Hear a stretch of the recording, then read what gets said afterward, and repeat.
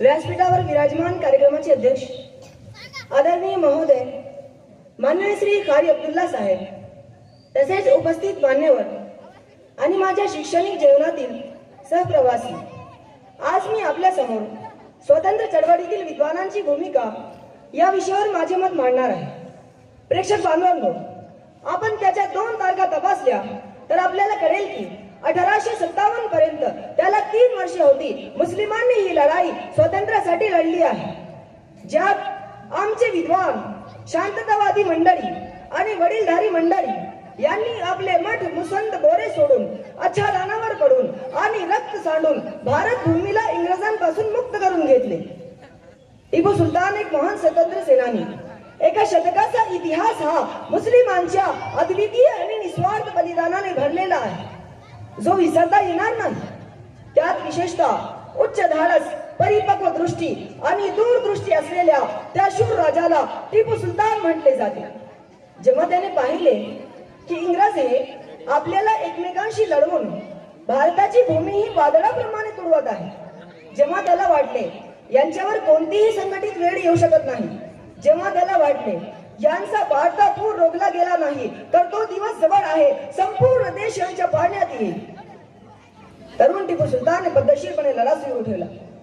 घारींनाही कळून चुकले होते की खान हा मार्गातील बांध आहे, जो बांधायचा आहे. सुलतान हा कधीही इंग्रजांपुढे नतमस्तक झाला नाही. तो आपल्या सर्व शौर्याने आणि धैर्याने लढला. त्याची प्रसिद्ध म्हण आहे, सिंहाचे एका दिवसाचे आयुष्य गाडेराच्या 100 वर्षाच्या आयुष्यापेक्षा चांगले असते.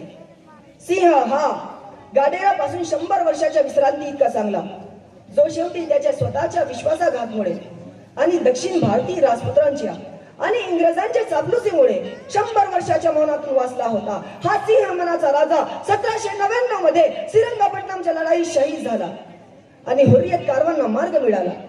इंग्रजांच्या बाजूने उभे असलेले जनरल हरी म्हणाले, आजपासून भारत आमचा आहे. शाह अब्दुल अजीजने जिहादसाठी फतवा जारी केला.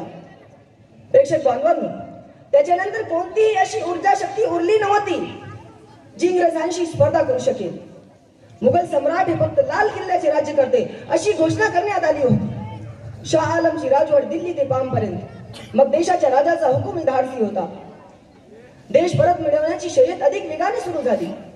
1857च्या बंडाच्या खूप आधी शाह वलीउल्लाह मोहद्दीसचा मोठा मुलगा शाह अब्दुल अजीजने इंग्रजांविरुद्ध जिहादचा फतवा जारी केला आणि कोणत्याही अपमानामुळे, कोणत्याही जुलमामुळे डोके न झुकवता समान जिहादची घोषणा करत राहिले. विद्वानांच्या एका मोठ्या गटाने देशासाठी बलिदान दिले. सय्यद अहमद शहीद आणि शाह इस्माईल शहीद यांनी सांगितले की मुजाहिदीन चळवळ ही दही येथील अकबराबादी मस्जिदीपासून सुरू करण्यात आली होती. या पवित्र पक्षाने इंग्रजांविरुद्ध मोठा लढा योजला, पण 1813 मध्ये ही चळवळ बालाकोटच्या मैदानात गाडली गेली. परंतु वास्तुस्थिती अशी की हाच आनंद आणि स्वातंत्र्याच्या चळवळीच्या संघटना स्वातंत्र्याचा आधारस्तंभ बनला. प्रेक्षक बांधवांनो, 1857च्या उठावाचा इंग्रजांनी मुस्लिमांवर कठोर परिणाम काढला. त्यांचा परिसर ओसाडला, त्यांच्या मस्जिदी पाडल्या, अन्यायकारक गोळ्या झाडण्यात आल्या. दिल्लीत फक्त चांदणी चौकच नाही तर प्रत्येक चौकात खांब बसवण्यात आले आणि इंग्रज हे मुस्लिमांना पकडायचे, हत्तीवर बसायचे आणि गड्यात फास अडकवायचा. मग काय, हत्ती पुढे जायचा. किती हृदय पिळवटून टाकणारे दृश्य होते. आणि इतर मुस्लिमांना देखील तोफेच्या तोंडात बांधून टाकण्यात आले. मग काय, ती मासांसारखी उडून गेली.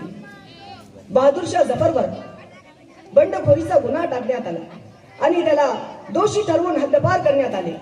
इतिहासाने असे दृश्यही पाहिले की त्याची मुले मिर्झा महफिल, मिर्झा खिजर सुलतान, मिर्झा अबू बकर, मिर्झा अब्दुल्ला यांना बशीत बसून गोळा करण्यात आले, त्याच्या समोर मांडण्यात आले.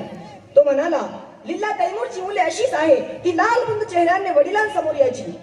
बेबस जफर दिवसासाठी दुर्दैवी आहे, कोयार मध्येही जमीन मिळाली नव्हती. प्रेक्षक बांधवांनो, शेखुल हिंदला जर कोणी इंग्रज हात मिळवायचा, जोपर्यंत शेखुल हिंद हात धुवून स्वच्छ करत नसत तोपर्यंत कोणत्याही वस्तूला हात लावायचे नाही.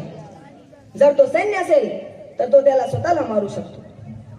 इंग्रज म्हणायचा, शेखुल हिंदला जर जाळण्यात आलं आणि त्याची राख करण्यात आली तर त्याची राख सुद्धा इंग्रजी साम्राज्य विरोधातच बोलेल.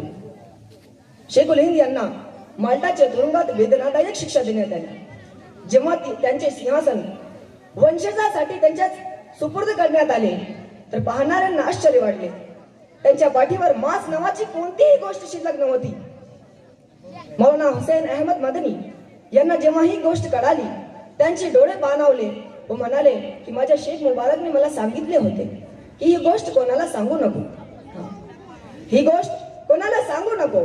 इंग्रज हा स्वातंत्र्याचा नारा दिल्याच्या विरोधात माझ्या शेख मुबारकच्या कमरेला लोखंडी सळ्याने डागायचा. त्यामुळे मांस नावाची कोणतीही गोष्ट मांस नावाची शिल्लक नव्हती. प्रेक्षक बांधवांनो, इतकेच नव्हे तर अनेक शिक्षा यांना देण्यात आल्या. एवढे बोलून मी माझे 2 शब्द संबोधतो. जय हिंद, जय महाराष्ट्र.